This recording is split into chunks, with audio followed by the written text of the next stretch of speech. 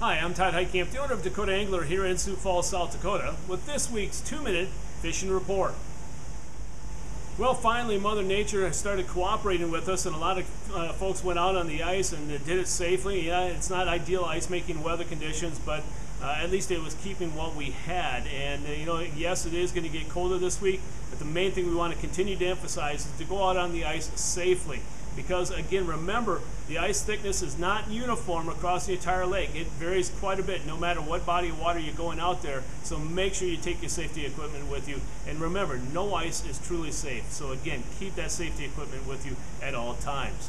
As far as the fishing report is concerned, the walleyes, the guys that went out there this past week did fairly well with the walleyes, especially in eastern South Dakota. Up in the northeastern part of the state, Wabae, Bitter, Indian Springs, Blue Dog, Enemy Swim, Big Stone all produce some really nice fish. And then also down the southeastern part of the state, Ponset, 81 Ponds, Oakwood, Thompson, Whitewood, and then especially at Whitewood, be careful of the open water. There's a lot of open water spots still around yet. And then Dry Lake by Willow Lake also did fairly well. And then Fish Lake. And remember, Fish Lake is an aerated lake. If you don't know where that aerator is, you have to be really careful. A lot of guys have been having some issues with that, so keep that in mind. As far as the perch bite is concerned, a lot of nice big perch have been weighed in here at the store this past week. A lot of those came in from area lakes such as Wabae, Bitter, Whitewood, Ponset, as well as Thompson. And then the crappie seem to be taking off a little bit, especially at Ponset as well as Thompson. Now, what have guys been using? As far as the walleye is concerned, a lot of rattle jigs and with minnows and minnow heads.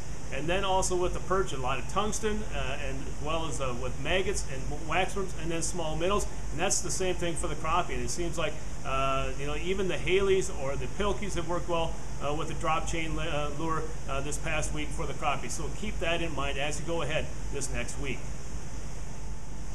In this week's version of Todd's Tackle Tips, we're going to talk about making that jig swim just right. A lot of times people come in here and say, when I add the bait or I add the plastic, I can't get that jig to swim the way that I want to, especially when we're talking about a horizontal jig.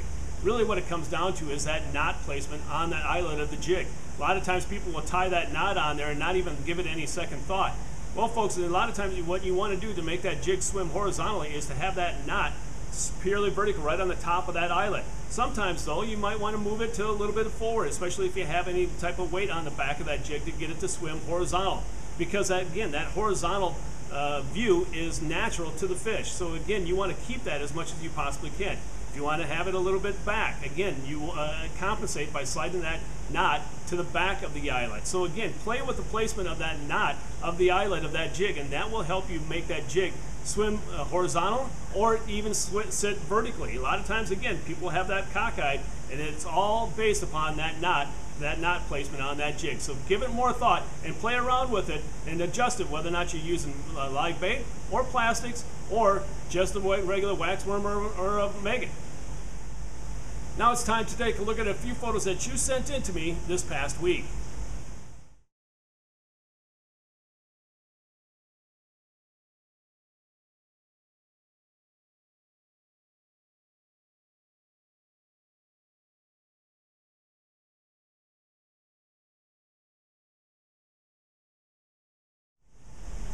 And remember, folks, if you'd like your photo included in next week's version of the 2-minute fishing report, please send it to me. Send it to todd@dakotaangler.com or post it to our Facebook wall. And if I use your photo, your name will be entered into a monthly drawing for a $25 gift certificate. And folks, before we end this week's report, I want to bring a couple of things to your attention. First off, I want to thank all of you that attended our Customer Appreciation Weekend. It was an unbelievable crowd. We had all kinds of great deals, and a lot of people took advantage of that. But don't forget about us. We still have plenty of stuff on hand for those great stocking stuffer, last-minute gift items for that fisherman and your family. So don't hesitate to stop on by and take a look at what we have on hand. Second of all, next week we will not have a fishing report because I will be on vacation with my family. So I want to wish all of you, from all of us, all of my family, to all of you, Merry Christmas and Happy New Year. I hope you have a great time, great holiday with your family and friends. So again, no report next week, but we'll resume after the first of the year. Well, folks, that's this week's version of the 2-minute fishing report. For Dakota Angler, I'm the owner, Todd Heitkamp, and as we say around here, fish on! We'll see you next time. And again, thanks for watching, and Merry Christmas.